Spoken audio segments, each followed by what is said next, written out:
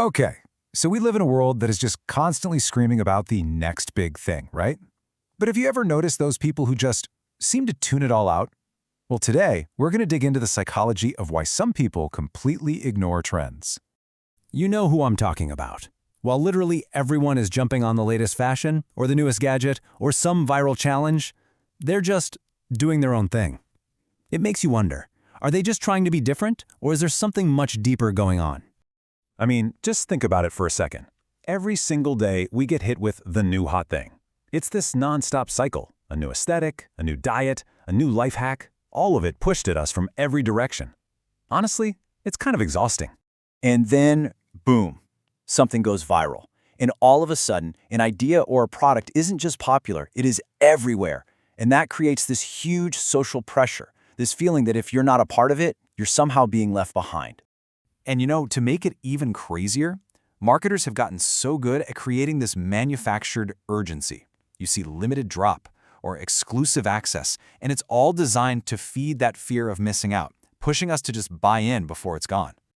So, with all that pressure coming at us, what do we make of the person who resists? Well, we usually just slap a label on them, right? We call them a contrarian. But is that really fair? Are they just being difficult for the sake of it? We tend to jump to conclusions. We think, oh, they're just being rebellious or they're just trying to get attention. We might even think they're acting superior, like they're above it all. Basically, we see it as them trying really hard to be different. But what if we've been looking at this completely backwards? What if the resistance to trends has nothing to do with pushing against the outside world and everything to do with being anchored to something on the inside? And that right there brings us to the real heart of this whole thing. It turns out the reason often comes down to this really powerful psychological concept, self-concept clarity. So, what on earth is that? Well, put simply, self-concept clarity means you have a really strong, stable sense of who you are. You know your values, you know your goals, what you're passionate about. It's not that these things are set in stone forever, but they definitely don't change with every passing trend. And here's the most important part. Somebody with high self-clarity isn't walking around spending all their energy actively rejecting trends. They're not in some constant battle with pop culture. No, instead, they're just busy. They're busy living from this really strong inner foundation they've built. So their decisions, what they wear, what they do, what they believe, all get filtered through their own values, not by whatever happens to be popular at the moment. This inner clarity gives them something amazing. It's almost like an immunity to one of the biggest forces driving trends today, that constant, endless cycle of social comparison. This really breaks it down perfectly. See, on one side, you've got someone who's externally guided.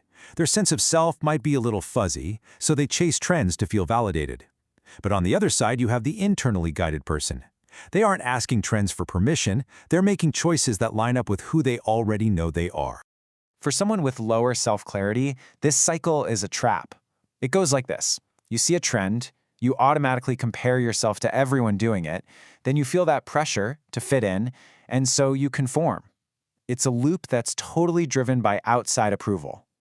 But here's the thing. Self-clarity is the off-ramp. It breaks the cycle. When you see a trend, instead of thinking, should I be doing that? Your brain just asks, is that for me? Does this actually fit with my goals and my values? And a lot of the time, the answer is just a simple nope, and you move on. No pressure, no drama. So you see, in the end, this whole thing isn't about being against things at all. It's about being for something, yourself.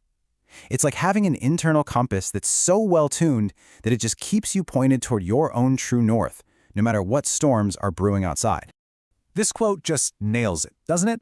The need to look outside for signs and directions just kind of fades away when you have a clear map on the inside. Your identity isn't something you can buy or download. So, if you take away one thing from this, let it be this. What we so often see as an act of rebellion is actually an act of personal alignment. It's the quiet confidence of someone who is living in sync with their own well-defined self. It's not about being different, it's just about being you. And that leaves all of us with a final question to just sit with for a minute. In a world that is getting louder and louder every single day with more trends and more pressure than ever, what direction is your internal compass pointing you?